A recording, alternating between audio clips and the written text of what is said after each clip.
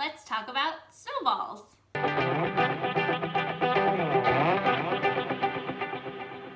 Today, I want to put together a really quick video for you, giving you a visual representation of the snowball debt payoff method. I personally am a visual learner, so I know being able to see things helps me be able to understand a concept better. So I thought for those of you who prefer learning like I do, this might be a helpful tool for you.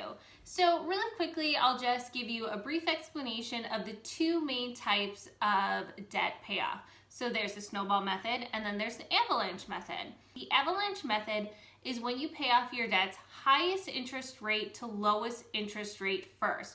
So no matter what the size of the debt is, you start off by paying the debt with the highest interest rate. And the reason why you do this is mathematically, you'll most likely pay less in the end. And so of course, a lot of people like choosing the method where you're paying the least amount in the end. However, there is another method that has picked up a ton of steam, and it is the snowball method. And in this method, you are paying off your debts by their actual size. So you pay off your debts smallest to largest, regardless of what their interest rates are. And so when you do this, you're paying the minimum on all of your debts, and then any extra money you have to put towards debt, you put on the smallest until that debt is gone. And then once that debt is gone, you again still pay all the minimums, but then you have all the money left over that you would have been paying on the smallest debt that's now gone. You have that to put towards your next smallest debt. So the snowball method is basically the debt payoff snowball keeps getting bigger and bigger, and you can put more towards the debts. And the reason why people love this one so much is because you tend to gain momentum from it, just like a snowball running down a hill. Not only does a snowball get bigger, but you also mentally just gain more momentum, because when you pay off one debt, you get excited to pay off the next debt, and then the next debt, until you're on your last debt and you only have one left and you have a giant snowball. So let's get right to it, and I'm going to show you exactly how it works. Let's line up our debts. So today I'm going to show you 4 different debts. We have $200, $500, $1,200, and $5,800. Now, for the sake of this, we're just going to assume that each one has a minimum payment of $100, that they all have equal minimum payments. I understand this is likely not the case, but just to make it easy. So I have over here in my bucket snowballs, and these snowballs each represent $100. And so we're going to assume for this video that I have $500 every single month to put towards debt. Now, if you remember, we're going to go ahead and pay the minimum on each of our 4 debts. So let's go ahead and do that and add $100 to each jar. Then I have $100 left. And so I'm going to put my extra debt payoff money towards the smallest debt first, no matter what its interest rate is. So I put it in this jar. This debt was only $200. This was a small, maybe Target credit card that we just had a few more things to pay off. Now this debt is totally gone, so I'm going to go ahead and get this one out of the way. So the next month comes and I have $500 more to put towards debt.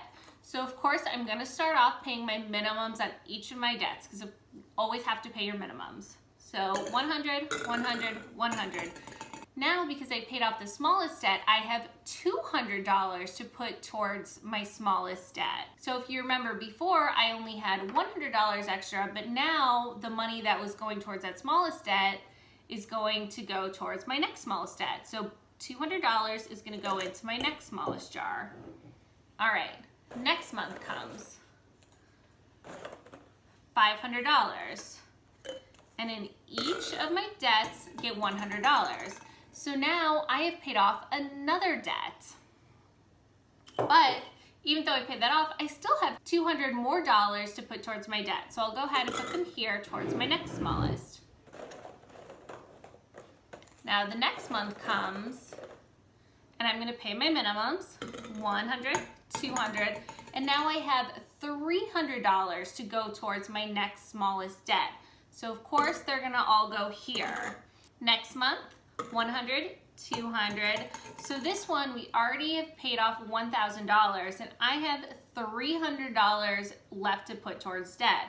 So I'm gonna go ahead and put 200 in this debt, paying this one off entirely, and then we're gonna put $100 here. So now I only have one debt left to pay off, which means every single month I have $500 coming in, and all $500 is gonna go just towards this one debt. So let me go through and fill this guy up and pay this debt off.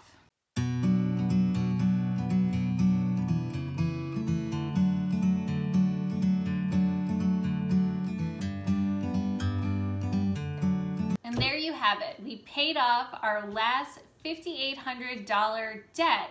And you could see, because we didn't have any other debts to worry about, I could put $500 towards this one debt every month, making it go by so much faster.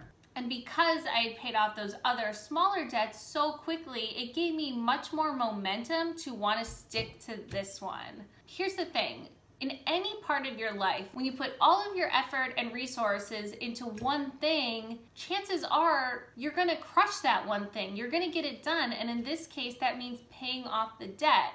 All right, that is it. I hope this was a quick and easy resource so you can understand the snowball methods. Any questions, comment below. If you like this content and want to continue seeing it, please like this video. And of course, don't forget to subscribe. Thanks so much, and I'll see you in the next one. Bye, friends.